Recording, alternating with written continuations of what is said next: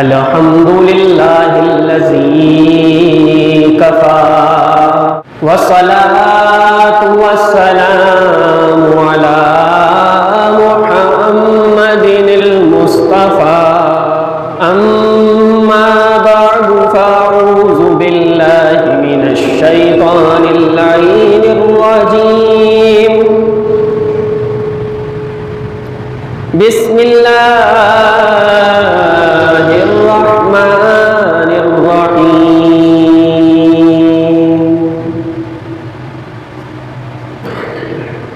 فإذا عزمت فتوکل علی اللہ ان اللہ يحب المتوکلین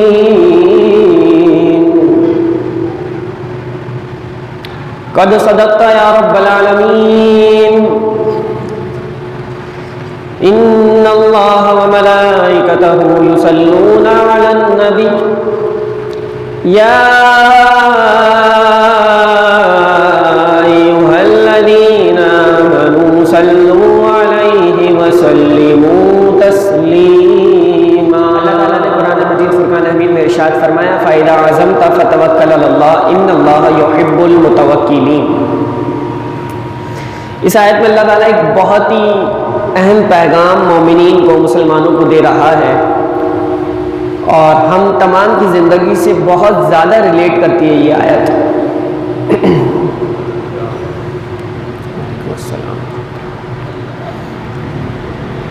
اللہ تعالیٰ نے ارشاد فرمایا فَإِذَا عَزَمْتَ فَتَوَكَّلْ عَلَى اللَّهِ إِنَّ اللَّهَ يُحِبُّ الْمُتَوَكِّلِينَ۔ ایک بندہ مومن کی شان کیا ہوتی ہے؟ فرمایا فَإِذَا عَزَمْتَ، اے محبوب جب آپ ارادہ کر لیں، عزم کر لیں تو فَتَوَكَّلْ عَلَى اللَّهِ، بس پھر اللہ پر توکل کیا کریں۔ ان اللہ یحب المتوکلین، کہ بے شک اللہ بہت زیادہ پسند فرماتا ہے توکل کرنے والوں کو، بہت محبت فرماتا ہے۔ یحب پسند فرماتا ہے، محبت فرماتا ہے۔ اللہ کن سے محبت فرماتا ہے؟ متوکلین سے، توکل کرنے والوں سے اللہ محبت فرماتا ہے۔ لیکن کوئی بادشاہ وقت ہو اور اس کے دربار میں مقبولیت کا کوئی نسخہ آپ کو آ کر بتائے کہ جناب آپ یہ کام کر لیں، لیکن اگر جو کام میں آپ کو بتا رہا ہوں اگر وہ کام آپ کر لیں تو بادشاہ ہو کر آپ کو پسند کرے گا، آپ سے محبت کرے گا، تو یقینی طور پہ یہ دنیا ہے، انسان بےتاب ہو جائے گا وہ چیز جاننے کے لیے کہ آخر وہ کون سی بات ہے کہ زمانہ بادشاہ سے محبت کرتا ہے، لیکن وہ بات اس پر اگر میں عمل کرنے لگوں تو وہ بادشاہ مجھ سے محبت کرنے لگے گا، مجھے پسند کرنے لگے گا۔ تو وہ ایک کام آپ کو بتا دیا جائے تو انسان فوراً اس پر عمل کرنا شروع ہو جائے گا۔ یہ ایک دنیا کی بادشاہ کی مثال ہے، بلا تمثیل بلا تشبیہ، جو بادشاہوں کا بادشاہ، خالق دو جہاں، مالک ارض و سما، خلاق کائنات اللہ رب العزت، اس کے لیے یہ شان ہے کہ بندے تجھے بتا دیا گیا قرآن میں ان اللہ یحب المتوکلین۔ تمام بندے کہتے ہیں اللہ ہم تجھ سے پیار کرتے ہیں، ہم تجھ سے محبت کرتے ہیں، ہم تیرے اوپر جان فدا کرنے کے لیے تیار ہیں، لیکن وہ رب ہو کر تم سے جب محبت کرے گا جب تم اللہ پہ توکل کرنے لگ جاؤ گے۔ ان اللہ یحب المتوکلین، اللہ بہت محبت فرماتا ہے ان سے جو اللہ پر کامل توکل کرتے ہیں، یقین رکھتے ہیں۔ تو اللہ نے خود ہی قرآن میں بتا دیا ہے بندے اگر تو چاہتا ہے میں تجھے محبت کروں، میں تجھے پسند کروں، میں تجھے اپنے دربار میں بلایا کروں، تو ہاتھ اٹھایا کرے تو میں تیری دعاؤں کو قبول کیا کروں، تو پھر ایک نسخہ سمجھ لے ان اللہ یحب المتوکلین، کہ اللہ محبت انہی سے کرتا ہے اور پسند انہی کو کرتا ہے جو اللہ پر کامل توکل کرتے ہیں، یقین رکھتے ہیں۔ اب اللہ نے جو توکل اور متوکلین لفظ فرمایا تو ہمیں اب یہ سمجھنا ہے کہ توکل کہتے کسے ہیں۔ عموماً توکل کا ایک غلط مطلب اور غلط کانسیپٹ لوگ لیے بیٹھے ہیں اور لوگ سمجھتے ہیں توکل اللہ پر یہ ہوتا ہے کہ انسان سب کچھ چھوڑ چھاڑ کے بیٹھ جائے اور اللہ پر توکل کرے اور کہے کہ اللہ دینے والی ذات ہے، رزق کا ذمہ کیونکہ اللہ کے ذمہ ہے، اس لیے سب کچھ چھوڑ چھاڑ کے اسباب چھوڑ کر انسان بیٹھ جائے۔ تو یاد رکھیں اللہ کی ایک صفت ہے، اللہ تعالیٰ مسبب الاسباب ہے، سبب کے ذریعوں سے عطا کرتا ہے اللہ تعالیٰ، ٹھیک ہے۔ وہ ایک چھوٹی سی فرضی کہانی ہے کہ کسی کو بھوک لگی تو اس نے جا کر دیکھا کہ ایک شیر نے شکار کیا اور اس شیر نے شکار کیا تو ایک لومڑی قریب میں تھی اور اس کے نہ ہاتھ تھے نہ پیر تھے. تو وہ شخص کہنے لگا کہ میرے دل میں خیال آیا کہ اللہ اس لومڑی کو رزق کیسے دیتا ہوگا, نہ تو اس کے ہاتھ نہ تو اس کے پیر, یہ کیسے شکار کرتی ہوں گی. تو اس نے دیکھا شیر نے ایک شکار کیا, اپنے حصے کا کھایا, اور اس میں جو کچھ بچا تھا وہ چھوڑ کے شیر چلا گیا. تو اس شخص نے دیکھا ہرن جو ہے وہ رینگتے رینگتے, ہاتھ تک تو تھے نہیں, آگے بڑھی اور اس میں سے اس نے اپنا رزق کھا لیا. اب نتیجہ ہر چیز کا بندہ صحیح نکالیں گے ضروری تو نہیں نا. اب وہ گھر پہ آ کر بیٹھ گیا, کام دھندا سب چھوڑا اس نے کہا اللہ لومڑی کو رزق دے سکتا ہے تو میں تو پھر اشرف المخلوقات ہوں, میں تو نبی کا امتی ہوں. گھر پہ بیٹھ گیا, ایک دن گزرے, 2 دن گزرے, 4 دن گزرے, 5 دن 6 دن, صبر کا پیمانہ لبریز ہو گیا. مالک یہ میرے ساتھ کیا ہوا, لومڑی کو تو اس کے ہاتھ پیر نہیں تھے تو پھر اسے رزق مل گیا, میں تو اشرف المخلوقات تیرا بندہ, مجھے رزق کیوں نہیں مل رہا, اتنے دن سے منتظر ہوں سب چھوڑ چھاڑ کے. تو ندائے غیبی آتی ہے, بندے بات یہ ہے کہ رزق میں تجھے بھی دے سکتا ہوں لیکن تو لومڑی نہ بن, تو شیر بن جو اپنا بھی کھائے اور دوسروں کو بھی کھلائے. تو کیوں لومڑی بننے پر آیا کہ جو دوسرے کی رزق کا محتاج تھی اس نے بچا کچا کھایا؟ نہیں, تیری شان یہ ہونی چاہیے کہ تم لومڑی نہیں تو شیر بن, دوسروں کو بھی کھلائے اور اپنا بھی کھائے, نہ کہ دوسرے کا بچا ہوا کھائے اور سب کچھ چھوڑ چھاڑ کے بیٹھ جائے. ایک چھوٹی سی اگزامپل کی توکل کی, اب حدیث سے میں آپ کو سمجھاتا ہوں. ترمذی شریف کی حدیث مبارکہ, نبی علیہ الصلوۃ والسلام کا دربار سجا ہوا تھا, صحابہ رسول آئے اور اپنا اونٹ کی نکیل وہ جو رسی ہوتی ہے وہ چھوڑ کے ایسی, ترمذی شریف کی حدیث ہے, آ کر تشریف فرما ہو گئے. تو نبی علیہ السلام نے پوچھا کہ تم نے اپنے اونٹ کی رسی کو باندھا کہیں سواری کو؟ آسان مثال اگر ہم آج کے دور میں لے لیں, بائک کھڑی کر کے آئے ہو, لاک کی ہے؟ نہیں, میں نے تو اللہ توکل چھوڑ دیا ہے. ہوتا ہے ایسا, گاڑی کو لاک کیا ہے, میں نے اللہ توکل چھوڑ دیا ہے. تو صحابی رسول سے حضور صلی اللہ علیہ وسلم نے پوچھا اونٹ کو لاک کیا ہے, رسی باندھ کے آئے ہو کہیں؟ تو صحابی رسول نے عرض کی حضور میں نے اللہ پہ توکل کیا ہے. تو نبی علیہ السلام تو تعلیمات سکھانے آئے تھے نا. نبی علیہ السلام نے فرمایا اے میرے پیارے صحابی, پہلے رسی کو باندھو پھر اللہ پہ توکل کرو. یہ توکل کا صحیح انداز ہے, اسباب اختیار کرنے کے بعد انسان اللہ پہ توکل کرے. تو بھی صحابی رسول گئے رسی باندھ کر آئے, اور یہ اللہ پہ توکل کا طریقہ نبی علیہ السلام نے سکھایا. اچھا, نبی علیہ السلام جب غار ہرا میں عبادت کرنے جاتے تھے تو سیرت کی کتب اٹھا کر آپ پڑھیں, آپ کو ملے گا نبی علیہ السلام کئی دن کا کھانا حضرت خدیجہ الکبریٰ رضی اللہ تعالیٰ عنہ سے بنوا کر لے جایا کرتے تھے, وہاں عبادت اور مجاہدے کرتے تھے. تو یہ نہیں تھا کہ نبی علیہ السلام, ہو سکتا تھا ایسا, بالکل اللہ کے نبی تھے, لیکن امت کو سکھانا تھا کہ ایسا نہیں تھا. نبی علیہ السلام کچھ لیے بغیر غار ہرا میں جا کر بیٹھ جاتے تھے کہ جبریل امی تو ویسی وہی لے کر آتے ہیں, کچھ کھانے پینے کے لیے میرے لیے بھی ونو صلی اللہ اتر جائے گا, کچھ مجھے بھی مل جائے گا. نبی علیہ السلام نے امت کو تعلیم دی, اپنے گھر سے کھانا بنوا کر لے جایا کرتے تھے اور پھر غار ہرا میں عبادت کیا کرتے تھے اور کھانا بھی تناول کیا کرتے تھے.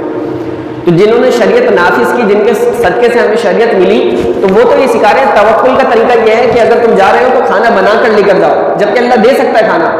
یہ نہیں کہ سب کچھ چھوڑ چھاڑ کے کہ اللہ پہ توکل ہے, نہیں, یہ ہمارے لیے روا نہیں ہے. مناسب طریقہ یہ کہ انسان اسباب اختیار کرے پھر اللہ پہ توکل کرے. نبی علیہ السلام کی بہت ہی پیاری حدیث مبارکہ ہے, اس کی طرف آنے سے پہلے میں ایک چھوٹی سی بات عرض کرتا ہوں. حضرت رابعہ بصریہ رحمۃ اللہ تعالی علیہ کے پاس چند مہمان آئے. خادمہ نے آ کر کہا کہ کچھ مہمان آ کر بیٹھ گئے ہیں. کہا کتنے ہیں؟ کہا 5 مہمان کوئی ہیں. کہا اور کچن میں روٹیاں کتنی ہیں؟ کہا 1 روٹی ہے. اب میری اور آپ کی عقل ہو تو ہماری عقل تو تقاضا کرے کہ 1 روٹی ہے تو 2-4 برابر والوں سے مانگ لیں, بھائی مہمان آ گئے. لیکن جن کی وہ ہے نا نظر جن کی خدا پر ہو, ارادے جن کے پختہ ہو, وہ تلازم خیز موجوں سے گھبرایا نہیں کرتے. تو نظر جن کی خدا پر ہو تو پھر ان کے ارادے بھی بلند ہوتے ہیں. اللہ کی کامل ولیہ تھی, انہوں نے کہا ایک کام کرو, خادمہ سے کہا ایک کام کرو, یہ جو 1 روٹی ہے اسے لے جا کر باہر خیرات کر کے آ جاؤ, اللہ کی راہ میں دے کر آ جاؤ. خادمہ حیران ہو گئی, یہ کیسا ایک جو انداز ہے, مختلف بالکل. روٹی یہی تھی بجائے کہ اس کو کسی طرح مہمانوں کو پورا کرتی, وہ 1 روٹی بھی کہا خیرات کر کے آ جاؤ. خیرات کرنے چلی گئی خادمہ, خیرات کر کے آ گئی. رابعہ بصریہ کے دروازے پر دستک ہوتی ہے. پوچھا کون؟ کم فلاں آقا نے کہا کہ حضرت رابعہ بصریہ کے لیے کچھ تحفہ بھیجا ہے. خادمہ نے کہا سیدہ آپ کے لیے جو ہے وہ تحفہ ہے سیدی. تو دیکھا کپڑا ہٹا کے, تو روٹیاں گنی، کوئی 5 روٹیاں تھیں، تو انہوں نے کہا نہیں نہیں یہ میرے لیے نہیں ہے، مغالطہ ہوا ہے، اس کے آقا نے اسے کہیں اور بھیجا ہوگا، واپس کر دو۔ کچھ دیر بعد پھر دستک ہوتی ہے تو پھر کوئی آتا ہے، پھر روٹیاں گنی جاتی ہیں تو 7 روٹیاں ہیں، کہ یہ بھی میرے لیے نہیں بھیجی، اسے مغالطہ ہوا ہے، اسے کہیں اور بھیجا ہوگا، کہا چاہو چلے جاؤ۔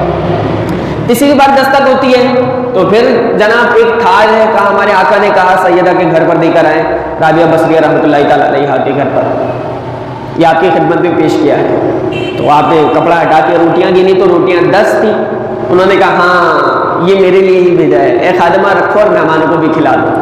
اب خادمہ حیران تھی، کہ بات یہ ہے کہ روٹیاں پہلے بھی تھی، روٹیاں اب بھی ہیں، تھال پہلے بھی تھے، تھال اب بھی ہے، ہدیہ پہلے بھی کسی نے بھیجا تھا، ہدیہ اب بھی ہے، پہلے تو آپ نے کیسے کہہ دیا یہ میرے لیے نہیں آیا، اور اب آپ کیسے کہہ رہی ہیں یہ میرے لیے آیا ہے؟ کہا بات یہ ہے کہ مجھے اپنے رب کے وعدے پر بڑا یقین ہے، اللہ فرماتا ہے میری راہ میں ایک دو گے میں 10 واپس لوٹاؤں گا، اور میں نے اللہ کی راہ میں ایک روٹی خیرات کی تھی تو میرا وجدان، میرا ایمان یہ تقاضا کر رہا تھا اے مالک تیری راہ میں ایک روٹی لٹائی ہے تو 10 واپس کرے گا۔ اب اللہ نے جب تک 10 نہیں لٹائی تو بندی بھی راضی نہیں ہوئی، اب اللہ نے 10 لٹا کی تو بندی بھی راضی ہے کہ اے مالک یہ 10 روٹی تو نے میرے حصے کی واپس کر دی ہے۔ اللہ پر یقین، اللہ پر توکل ہو تو پھر بندہ اس طرح سے اللہ کی راہ میں دیتا ہے۔ ہم جیب میں ہاتھ ڈالتے ہوئے سوچتے ہیں کسی غریب کی مدد کرتے ہوئے، مدرسے میں دیتے ہوئے، مسجد میں دیتے ہوئے کہ یہ دے دیں گے تو بعد میں کہاں سے آئے گا، لیکن اللہ والوں کا انداز یہ نہیں ہوتا، وہ کہتے ہیں یہ دیں گے تو آئے گا، ہم سوچتے ہیں آئے گا تو دے دیں گے، نہیں آئے گا تو دے دیں گے، نہیں دیں گے تو آئے گا۔ اللہ سے سودا کرنا سیکھے۔ حضرت موسیٰ علیہ نبی علیہ السلام ایک طرف سے گزر رہے تھے کہ امتی نے کہا حضور بات یہ ہے پیٹ بھر کے کھانا نہیں کھایا کبھی، اس کا مزہ کیا ہوتا ہے؟ ہم تو روز شب روز جب بھی کھانے پر بیٹھتے ہیں پیٹ بھر کے کھانا کھاتے ہیں نا، اس کا شکوہ سنیں حضرت موسیٰ علیہ السلام کو امتی کیا کہہ رہا ہے۔ حضرت موسیٰ علیہ السلام کو امتی نے کہا کہ حضور بات یہ ہے پیٹ بھر کے کھانا کیا ہوتا ہے مجھے نہیں پتا۔ کہا کیوں؟ کہا کبھی اللہ نے اتنا رزق دیا ہی نہیں۔ کہا پھر کیا کریں؟ کہا آپ کلیم اللہ ہیں، اللہ سے ہم کلام ہوتے ہیں، آپ جب جائیں اور اللہ سے کلام کریں تو میری گزارش اور میرا مسئلہ عرض کر دیے گا۔ کہا کیا مسئلہ ہے؟ کہا میرا مسئلہ یہ عرض کریے گا اے اللہ میرے نصیب کا جتنا رزق ہے نا تو مجھے ایک ساتھ دے دیں، میں پیٹ بھر کے کھانا چاہتا ہوں، بس مجھے لطف لذت پتہ لگے پیٹ بھر کے کھانا ہوتا کیا ہے، تو مالک جتنا میرے حصے کا رزق مجھے ایک ساتھ دے دیں۔ حضرت موسیٰ علیہ السلام کلام ہم کلام ہوئے اللہ سے، تو یاد آئی یہ بات امتی کی عرض کر دی۔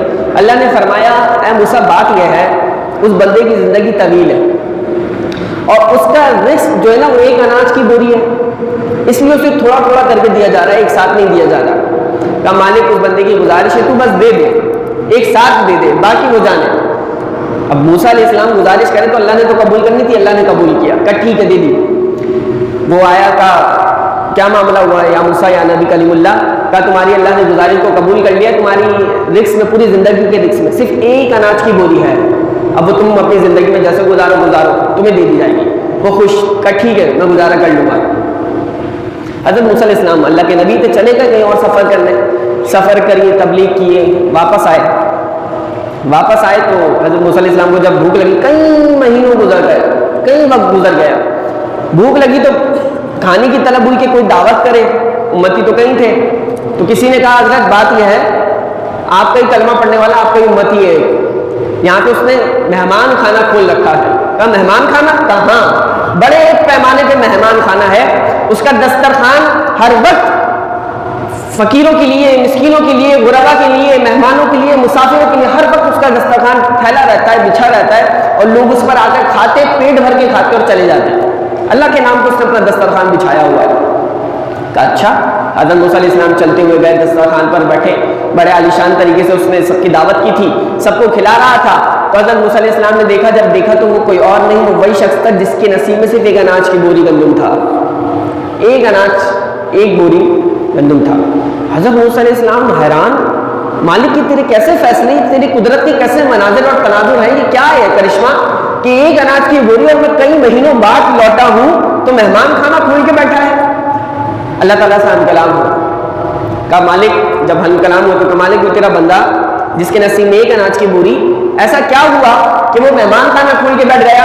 تو اللہ نے فرمایا اے موسیٰ بات یہ ہے اس بندے نے ہم سے تجارت کر لی، اس بندے نے ہم سے تجارت کر لی. کہا مالک کیسے تجارت کی؟ کہا میرا وعدہ ہے کہ جو میری راہ میں 1 دیتا ہے میں 10 واپس کرتا ہوں. تو کہا پھر اس نے کیا کیا؟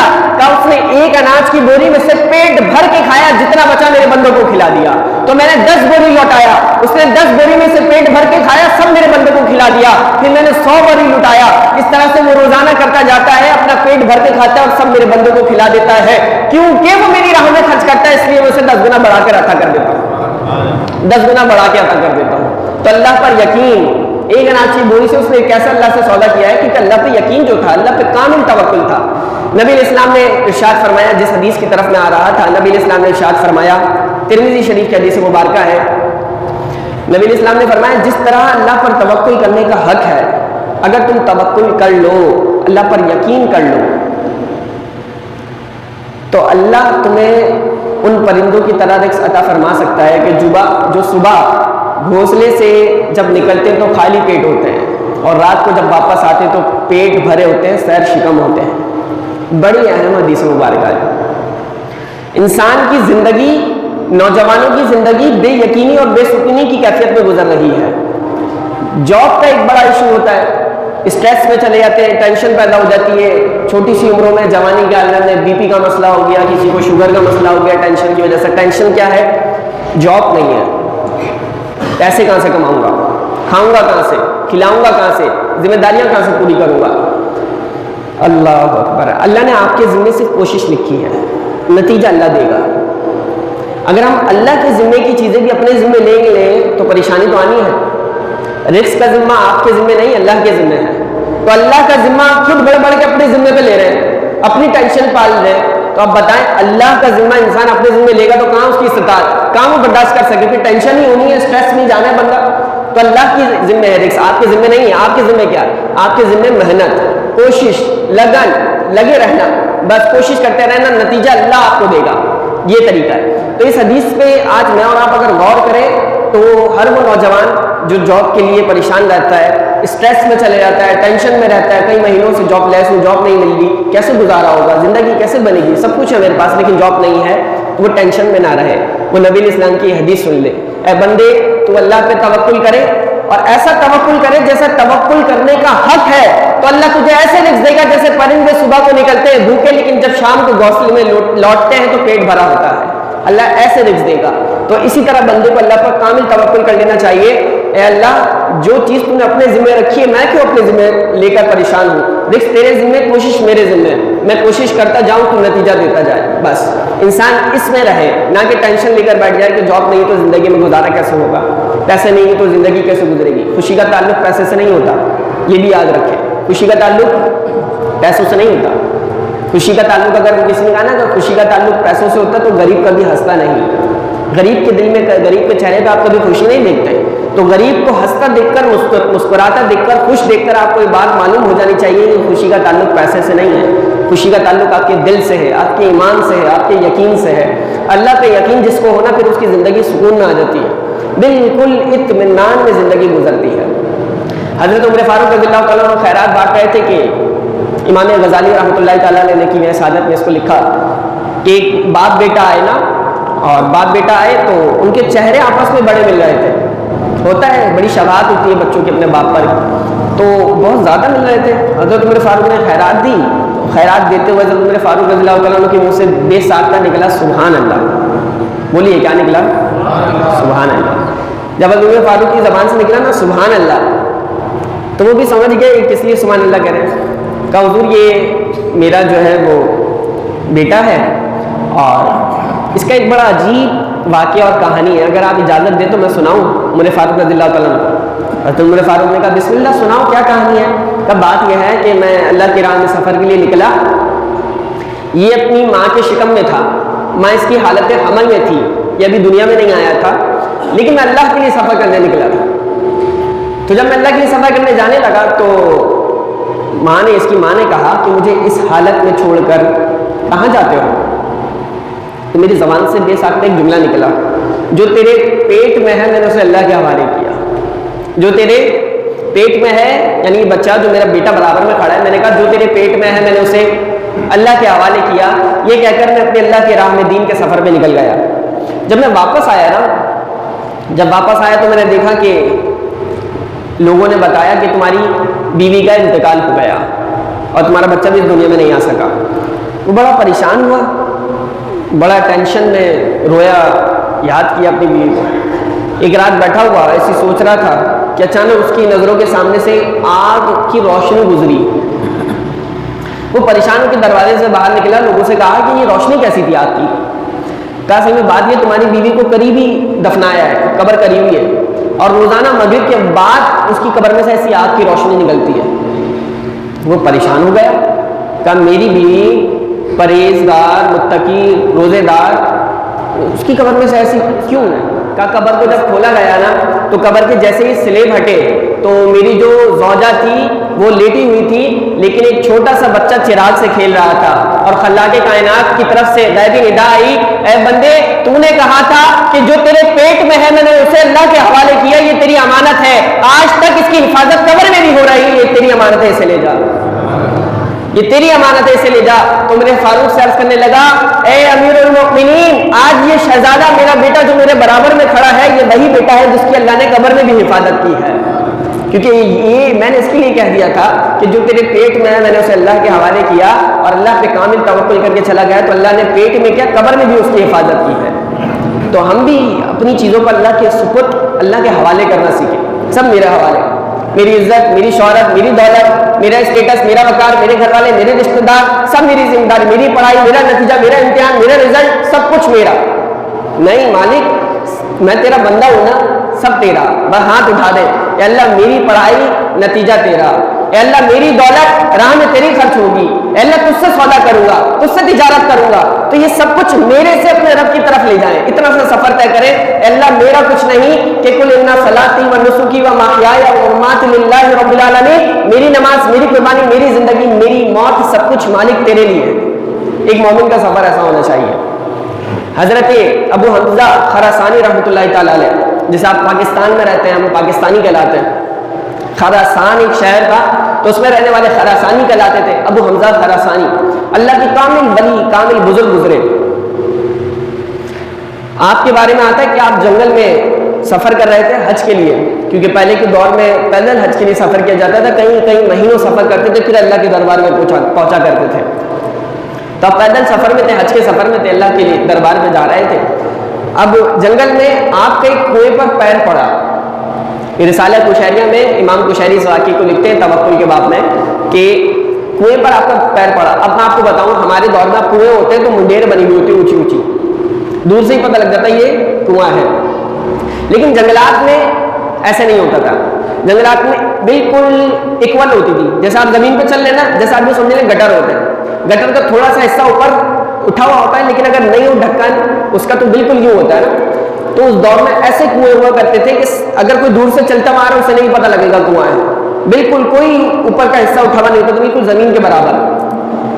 اب رات کا وقت حضرت ابو حمزہ خراسانی رحمۃ اللہ تعالی علیہ حج کے سفر پہ جا رہے ہیں، پیدل چلتے چلتے چلتے چلتے اچانک آپ کا کنویں میں پیر پڑا اور کنویں کے اندر گر گئے، کنویں کے اندر گر گئے۔ اللہ کے کامل ولی تھے، کنویں کے اندر گرے، کونے پر جا کر لگے اور اندر گہرائی میں کنویں کے جا کر بیٹھ گئے۔